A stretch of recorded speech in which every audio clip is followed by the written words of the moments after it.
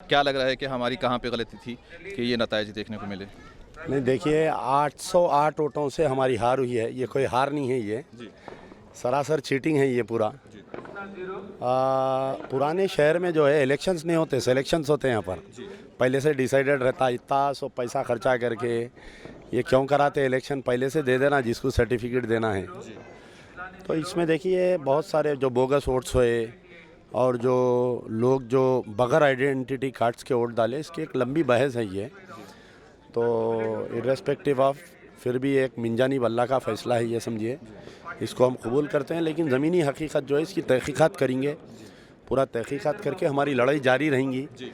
हार जीत अल्लाह के हाथ है, कल से मैदान में रहेंगे सर, सवालिया निशान ये है कि आपके इंतखाबी मुहिम में आपने खुद कहा था कि इस बार जो कमिश्नर हैं उनकी मौजूदगी में कोई बोगसिंग नहीं होगी, तो फिर क्या कैसे बोगसिंग हुई, किस तरह के? एक कमिश्नर ईमानदार रहने से क्या पूरी जमीयत ईमानदार हो जाती, बताइए।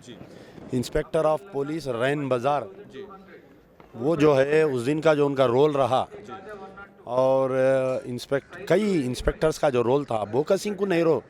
अरे सामने हम बता रहे थे कि गलियों में जो है मेटने के मशीना गट रही और छोटे जो मशीन्स यूज़ कर रहे हैं वो गट रही, लेकिन पुलिस देख के खामोश थी। तो ठीक है, अब देखेंगे इंशाल्लाह। एक कमिश्नर ऑफ पुलिस ईमानदार रहने से क्या पूरी जमीयत ईमानदार होती, बोलिए आप। तो इसमें है, तहकीकात करेंगे इंशाल्लाह, लड़ाई तो जारी रहेंगी।